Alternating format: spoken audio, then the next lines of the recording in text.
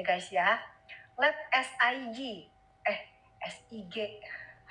SIG itu English version ya guys. Kalau Indonesian version itu sih SIG. Soalnya ada nih apoteker yang numpang pansos sama doktif, sok ngerti uji lab. Padahal English version SIG aja nggak paham. Kualitas apoteker yang jadi buzzer ya gini sih.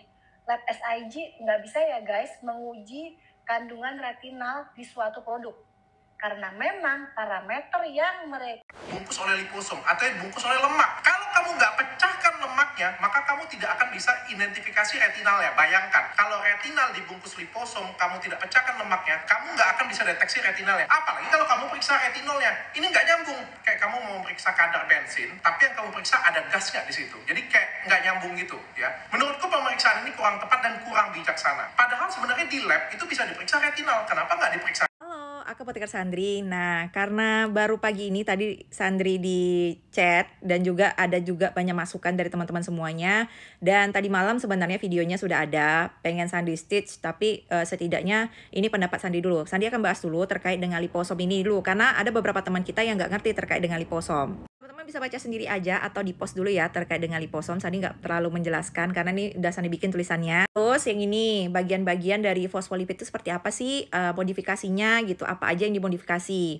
Nah, terdiri dari kolesterol, glikosida, polimer, dan protein. Oke, ini baca dulu ya. Nah, inilah secara garis besarnya gitu ya. Kalian lihat nih lingkarannya, dan ini yang harus dipecah dulu. Untuk pemecahannya sebenarnya bisa menggunakan teori TEM atau SEM. Kalau teman-teman dari kimia boleh nih ralat, kalau misalnya Sandi salah silakan di kolom komentar ya. Tapi setahu Sandi itu ya, bisa menggunakan TEM atau SEM.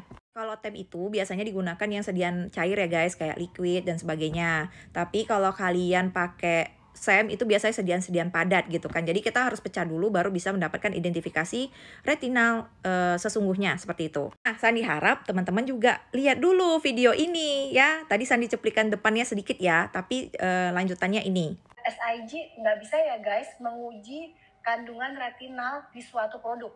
Karena memang parameter yang mereka gunakan bukan retinal. Tapi kok doktif tetap mau uji retinalnya?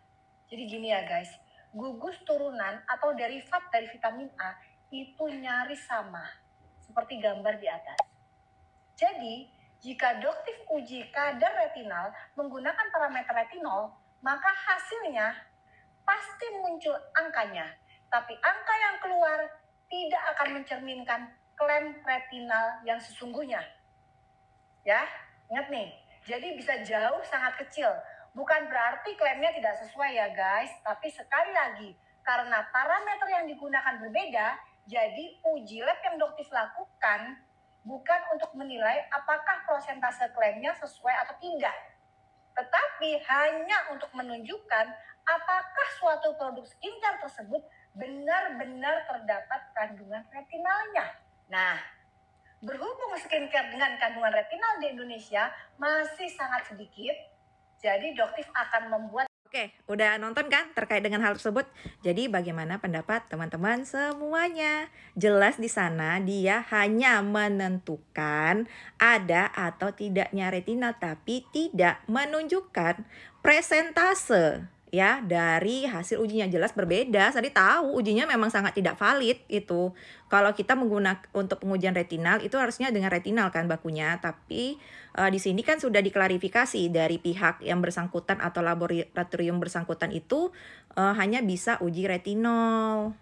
Jadi tidak menunjukkan hasil yang memang sangat signifikan gitu. Nah, sekali lagi kita akan mengacu pada metode-metode baik itu dari standarnya USP atau misalnya Pharmacope atau misalnya beberapa standar-standar lainnya, kita akan lihat lagi seperti itu. Sandi mungkin akan menampilkan satu lagi ya teman-teman semuanya setelah ini. Jadi sebenarnya sih nggak ada signifikannya karena memang kalau kita menguji retina pure itu di mana labnya gitu. Sandi mau tahu gitu kalau bisa apa gitu ya. Dan kalau misalnya ada diskusi lagi boleh nih di kolom komentar aja, terbuka kok kolom komentar Sandri, oke? Sekali lagi ini pendapat Sandri ya, tapi kalau kalian ada pendapat lain ya monggo silakan gitu kan.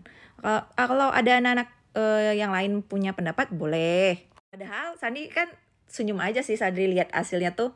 Ya wajar, hasilnya tuh nggak ada signifikannya karena memang ya ujinya retinol gitu. Ini Sandri ambil aja ya sedikit jurnalnya gitu. Tapi ini bukan mempresentasikan terkait dengan hal tersebut, sekali lagi ya. Ini disclaimer, ini Sandri ambil dari jurnal aja. Nah, ketika ini dengan identifikasi ya retinol. Tup. Nampak memang tapi tidak mempresentasikan terkait dengan hasil dari retinalnya itu berapa. Ya retinolnya tetap naik gitu ya. Ada, tapi tidak hasilnya tuh tidak akan sesignifikan itu. Sekali lagi nih, Sandri ambil juga dari teman Sandri. Ya, total retinal. Nggak bisa. Kalau kita pakai pengujiannya itu, dikit cuman lihatnya, tapi nggak bisa diidentifikasi. Kalau Dokter Richard mau, boleh nih dok saran-saran laboratorium yang bisa ngecek retinal atau di mana gitu. Sandi mau tahu apa sih terkait dengan standarnya gitu. Karena standarnya aja kami udah berdebat nih gitu antar apoteker, antar anak kimia. Yang dibilang Dokter Richard tuh benar terkait dengan nih misalnya retinal ester nanti bolak-baliknya tuh jadi retinol terus balik lagi retinal dan inilah prosesnya seperti itu ya guys. Diambil juga disclaimer dari salah satu jurnal tapi tidak mempresentasikan sekali lagi dari hasil yang dilakukan laboratorium itu karena memang nggak bisa gitu tapi memang terkait dengan struktur pasti akan terbaca kalau mirip-mirip gitu atau turunan tuh biasanya akan baca tapi ya tadi yang Sandi bilang seperti ini. Tuh nggak bisa hasilnya nggak ketemu nanti baku standarnya apa makanya Sandi harus tahu standar itunya apa di laboratorium yang bisa cek retinal itu Sandi mau tahu gitu jangan jadi perdebatan kami. Oke lah ya segitu aja terima kasih. Salam Sandri kasih pendapat kalian ya guys kolom komentar.